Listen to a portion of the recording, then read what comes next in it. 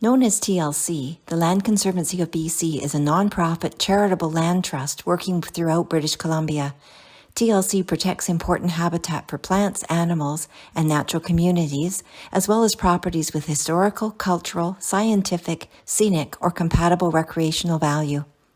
I have worked with TLC for over 15 years, and am honored to be part of this team of dedicated individuals. I've recently taken courses through Gaia College on native plant ecology, organic horticulture, growing food, and rainwater harvesting and management. These courses provided a wealth of information on the importance of protecting the natural processes related to the health of our environment and communities. This latest course, Rainwater Harvesting and Management, increased my awareness of the importance of responsible rainwater management. I would like to share with you some of what I learned and offer suggestions to those wishing to more effectively manage rainwater in their home environment.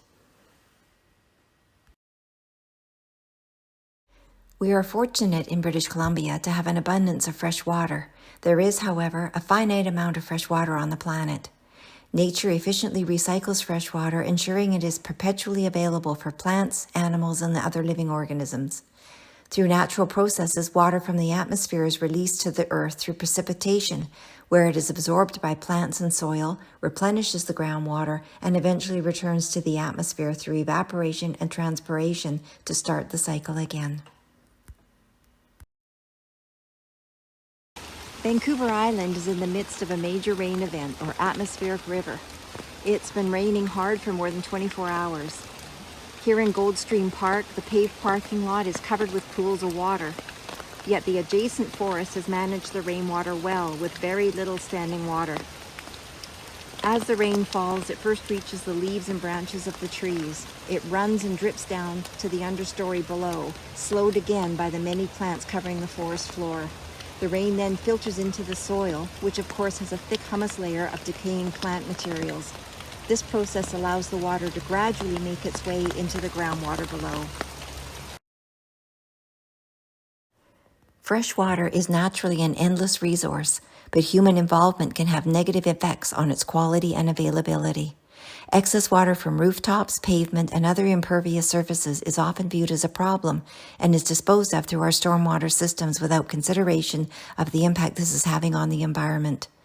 We rely greatly on centralized rainwater management rather than more environmentally considerate on-site systems. This practice not only directs rainwater away from the natural groundwater, but picks up pollutants which contaminate rivers and lakes and sends an environmentally damaging amount of stormwater and runoff into our oceans. I'm in downtown Victoria during a major rain event. Here's an example of a developed area of the city. We're surrounded by impermeable surfaces. The rainwater cannot penetrate the surface to reach the soil below. Instead, it runs directly into the stormwater system. The city has made efforts over the last years to try to put in filter chambers to help filter the impurities out of the water before it reaches the ocean. Even with these filtering efforts, there is a large amount of fresh water that runs into the ocean. This fresh water damages the saltwater ecosystem. If we look at a typical developed area and consider how much surface area is impermeable, it is easy to see how the natural water cycle is affected. This diagram shows the impact human involvement can have on the natural rainwater cycle. In the natural ground cover diagram, you can see that 50% of the rainwater infiltrates into the ground. 10% is runoff. In the impervious cover, or developed area, 15% infiltrates into the soil and 55% is runoff.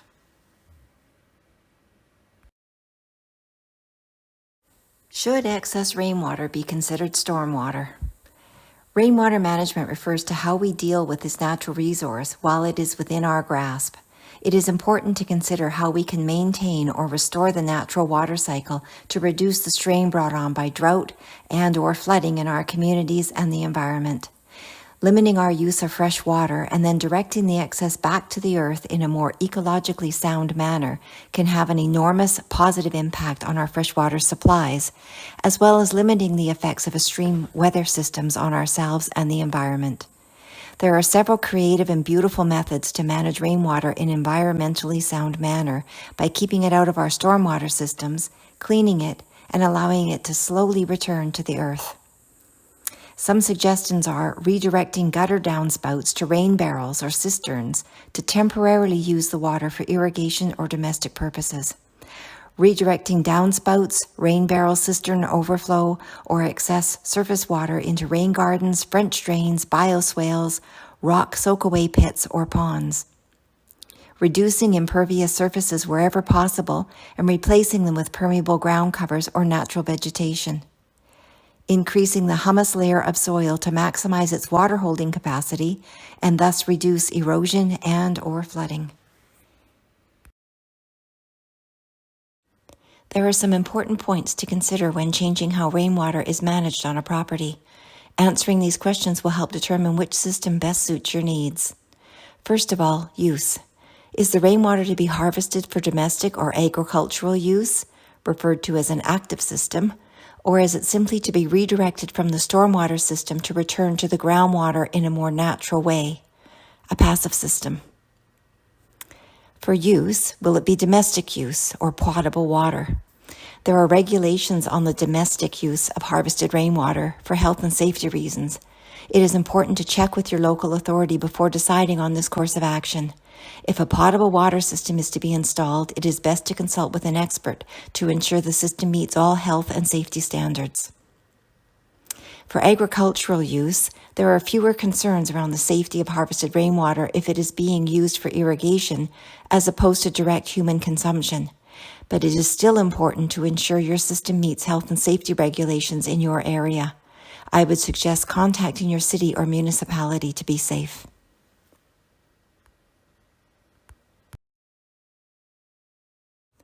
It is important to consider the various rainwater harvesting management system components, as well as local regulations before undertaking the installment of any new system. Again, I suggest contacting your city or municipality to obtain information on the regulations, as well as how you might qualify for a rainwater rewards program, which could help to offset costs and determine which system would best suit your needs and budget. Catchment and conveyance. Where will the water be collected, and what volume of water will be expected from this area? What type of contaminants could be expected from roofs or overground flow? How will it be moved to its ultimate destination? Next, use and demand calculations.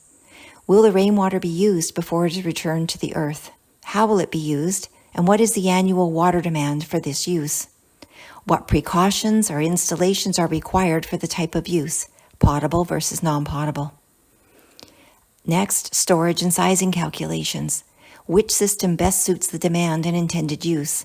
How large would the storage area or container need to be? Overflow and soil infiltration. Where will the excess water go, and how will problems be avoided? Again, with the many regulations and calculations involved, it is best to consult an expert before making these important decisions.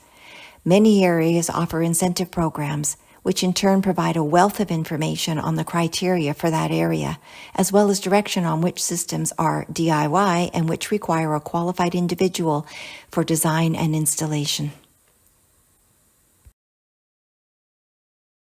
Performing a site assessment and creating a drawing of the property will help to identify opportunities to more effectively manage and/or harvest rainwater. Considering how a rainwater management plan could be incorporated into existing landscapes will help to identify the best use of the space and budgeted funds. You may wish to involve an expert in this process. In fact, cities and municipalities often require the plans be drawn up by a qualified individual depending on the complexity and size of the project. First of all, identify the property's high and low elevation points, slopes toward or away from buildings, and those areas where water collects during wet months. Determine the soil composition. Does rainwater infiltrate well, or does the soil allow water to pool and run off? A percolation test can be performed to determine how quickly water infiltrates the soil. Determine where the high water table is, if necessary. Determine roof surface area, slope, and how the area and slope feeds gutters and downspouts. Identify downspout and storm drain connection locations. Determine the area of other hard surfaces such as driveways, parking areas, patios, and sidewalks, and where the water flows from these areas. Consider existing landscape areas to identify important things such as tree root zones and how placement of new infrastructure might affect these areas and the vegetation growing there. Note any statutory rights of way or restricted covenants shown on the title or survey of the property, as well as setback requirements under land use bylaws and underground services and utilities. Consider what impact changes to the rainwater management on this property might have on neighboring properties, waterways, existing groundwater systems, etc. This diagram is provided by the District of Saanich as an example of possible amendments to a residential lot design, with consideration for effective rainwater management. We can see the recommendation is to reduce impermeable surface areas, replacing the driveway with permeable pavement, increase the layers of vegetation in open areas, and have rainwater redirected to rain gardens located away from the residents. Rain barrels and cisterns are an effective means for slowing rainwater before returning it to the earth through irrigation. Installing one of these systems can help reduce both your municipal or city water consumption and the strain on our potable water supply.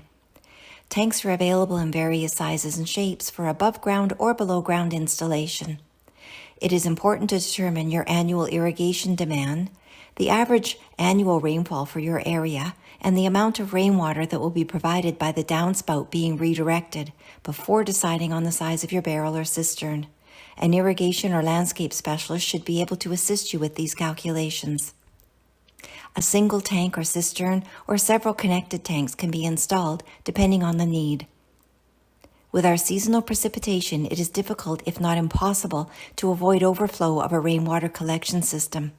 Planning for this, with the overflow being directed to a rain garden, pond, or soakaway pit, will filter and clean the water through the soil before returning it to the groundwater. Directing a gutter downspout to a rain barrel with a debris screen, overflow mechanism, and a spigot to access the water is a simple system. A rain barrel will not treat the water, but it can be used to provide water for irrigation, not human consumption. As mentioned before, the overflow can be directed to a rain garden or pond for further infiltration. A below-ground system with a pump can also be installed. It all depends on your available space, needs, and budget. More than one tank can be installed in series if required for the demand. Here is one design for a more complex system intended for domestic or potable use. You will see there is water treatment required to ensure this system meets the necessary health standards. As we saw in the forested area of Goldstream Park, when rain falls in a natural area, it lands on trees and undergrowth, then drips and runs down to the ground, where it slowly filters through the soil and is cleaned before it reaches the groundwater. One goal in responsible rainwater management is to mimic this process wherever possible. Rain barrels and cisterns used for irrigation purposes effectively do this by capturing rainwater, then allowing it to slowly return to the earth through irrigation. This slow infiltration can also be achieved by implementing rainwater collection areas such as rain gardens, bioswales, French drains, infiltration chambers, soakaway pits, or ponds. These are all effective, aesthetically pleasing methods to temporarily stall the rainwater, filter it, allow it to soak back into the earth, and reduce the amount of fresh water reaching the stormwater system. One or more of these can be relatively easy to incorporate into existing landscape. Regardless of the method chosen, it is important to consider how directing rainwater or runoff to pool and soak into the ground in a designated area will affect surrounding ground and vegetation. A rain garden is a depressed landscape feature designed to capture runoff from a roof, driveway, patio, or other impervious surface. It can be a cost-effective and beautiful way to reduce runoff to the stormwater system while filtering out pollutants as the water infiltrates the soil. It is often considered the best stormwater treatment value of the options presented. Vegetated soils remove more stormwater pollutants than non-vegetated soils, with much of the filtering and cleaning taking place in the microbial-rich mulch layer at the top of the planted area. Planting the area with flowering perennials and grasses will provide food and habitat for bees, butterflies, songbirds, and other wildlife. The size and depth of the garden will depend on how much water is captured. Any water that ponds during a rainfall event should infiltrate the soil within 48 hours. Once the required size is determined, the rain garden can be shaped to best suit its surroundings. The shape of the rain garden is often determined by certain aspects of the natural landscape, such as slope and constraints from existing structures and improvements to the property. The rain garden should be located away from building foundations, septic systems and wells, and underground utilities, with appropriate setbacks from property lines or public sidewalks or roadways. Existing landscape should be considered. A rain garden should be placed outside of the drip line of existing trees to avoid saturation of the tree's root zones. Overflow should be directed away from structures and neighboring properties, with the overflow ultimately reaching the stormwater system. There are various rain garden designs depending on the size, amount of rainfall expected to reach the garden, and the infiltration rate of the native soil. This design is suitable for a full infiltration site where all inflow is intended to infiltrate into the underlying subsoil.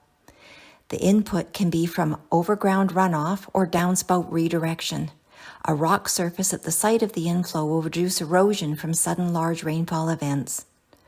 A berm should be constructed on the downhill side of the rain garden if installed in a slightly sloped area with up to a 5% grade. A series of rain gardens moving down the grade should be installed if the ground has more than a 5% grade. If the native soil has a low infiltration rate, a drain, rock, reservoir, and perforated drain system can be installed to take excess or overflow water away. This rain garden has added measures to redirect overflow, as seen with the overflow structure in the middle of the garden and a perforated pipe in the bottom gravel area.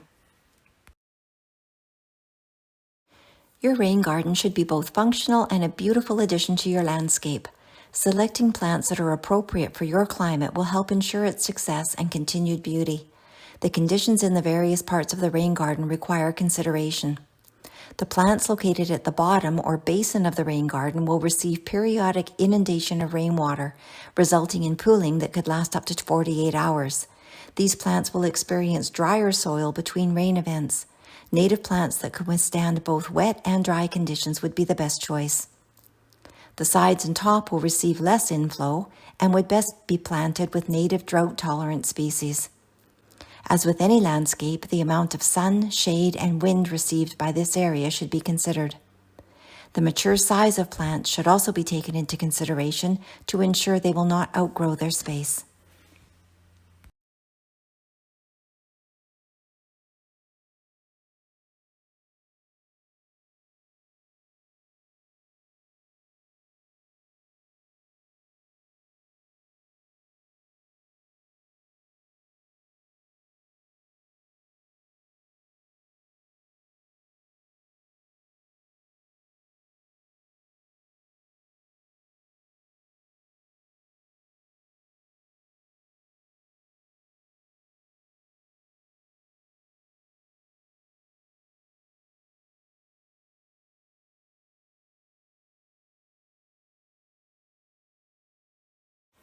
These photos are of Fisherman's Wharf Park near the Inner Harbour in downtown Victoria. As you can see, this area was once a grass field with an attached parking lot. A few years ago, the City of Victoria installed a 352 square metre rain garden. This garden absorbs stormwater from over 14,000 square metres of surface from the surrounding neighbourhood. The earth was moved to create a large depression with grassy slopes around it. The depression was then planted with a variety of trees and shrubs. The rainwater makes its way through this garden and is filtered and cleaned before it eventually reaches the Inner Harbour.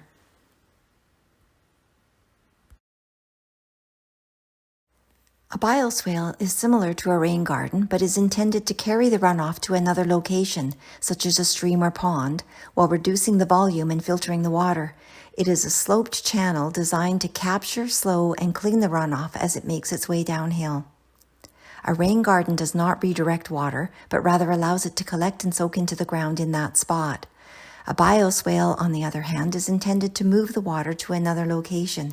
There are often more stringent regulations around installing a bioswale for this reason. A French drain is a trench filled with gravel or rock, with or without a perforated pipe, that directs excess surface and groundwater to a specified area of the property. The French drain rock can be covered with soil or turf, or left exposed. It is typically installed in a sloped landscape or placed in a sloped trench to ensure the water is carried away from buildings or areas where water might otherwise accumulate.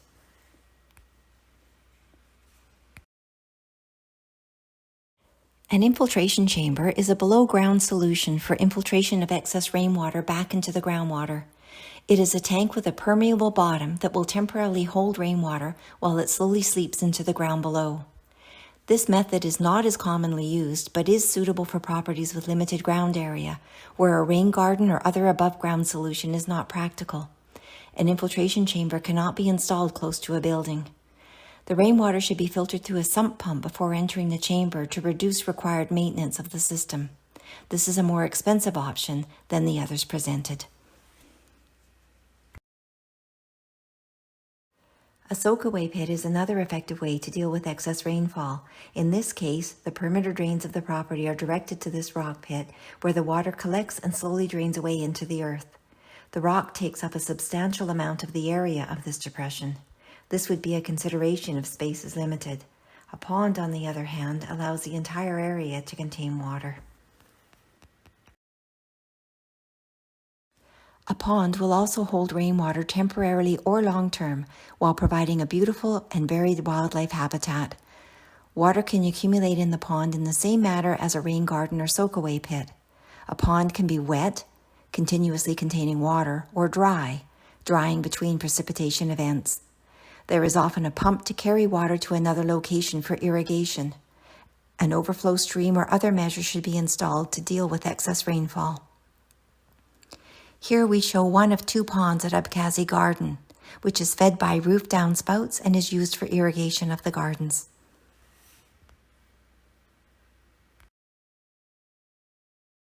Removing impervious surfaces, if possible, and replacing them with permeable materials will allow rainwater to penetrate the ground rather than become runoff. This can be achieved by replacing asphalt or concrete with paving stones, permeable concrete, rock, or one of the many other alternatives available today. These options will allow the water to filter through to the ground below.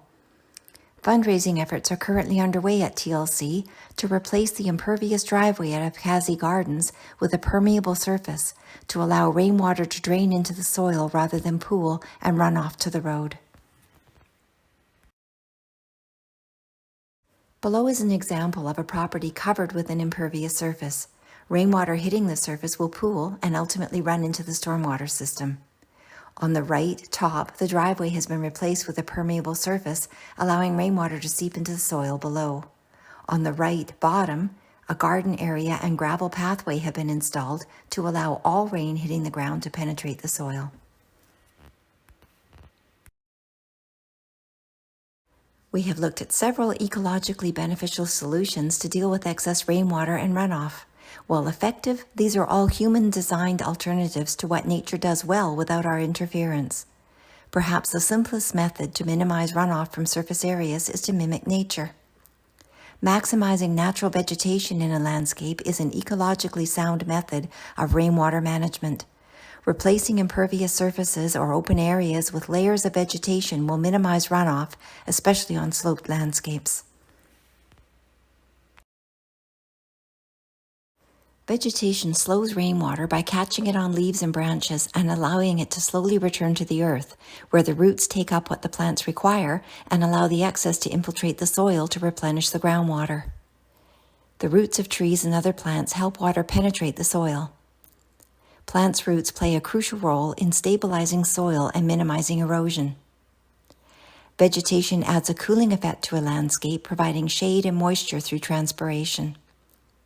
Vegetation provides habitat for wildlife. This open lawn area became soggy during periods of heavy rainfall. The grass did not absorb much of the rain, leaving it to drain downhill, where it ran off across a hard-packed gravel area. Creating a garden in this area allowed the rainwater to be absorbed by the plants and soil. This area now deals with rainwater in a more environmentally sound manner and provides vegetables and berries along with a habitat for birds, bees, butterflies, and other pollinators. Soil composition plays a large role in water retention, saturation, runoff, and erosion. Ideally, soil will be made up of 45% minerals, 5% organic matter, and 50% pore space. This composition is vital to allow soil to absorb precipitation into the pore spaces as it falls to the earth. Poor soil composition with high clay content or soil compaction provides too little pore space and can lead to impaired water absorption and erosion. Increasing the humus layer at the top of the soil will slow the infiltration of precipitation and avoid water running across the surface of the ground, reducing erosion. Healthy living soil contains a required amount of organic matter. Organic matter feeds the soil organisms, which in turn increase the soil's water-holding capacity. Increased water-holding capacity reduces flooding and drought from extreme weather events. Ideally, soil should not be left bare, open to the elements. Bare soil encourages erosion and leaching of nutrients during the rainy season, and drying during the warmer, dry months. Applying a healthy mulch layer will avoid both of these scenarios. Cover crops are also a good alternative to bare soil, as they shelter the soil from rain, wind, and drying effects of direct sun, add nutrients to the soil, and provide food and habitat for wildlife. Sloped terrain can be problematic for rainwater management, especially during periods of heavy rainfall. Proper soil composition is even more important in these areas. This first photo shows a sloped gravel area. The soil has little to no organic matter, is compacted, providing little pore space or water-holding capacity. The erosion is evident. Installing terrace plantings like these shown in the second photo will slow the flow of water. The organic matter and living organisms in this healthier soil will increase the water-holding capacity.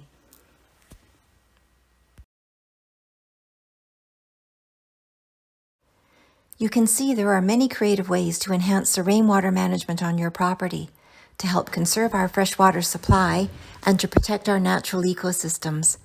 I hope the information we have provided in this presentation has inspired you to use one or more of the methods described for a more natural approach to rainwater management.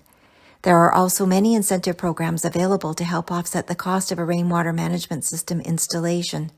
I encourage you to seek information from your local authorities to see how you might qualify and to ensure you are aware of regulations that might impact your plan. Thank you for watching.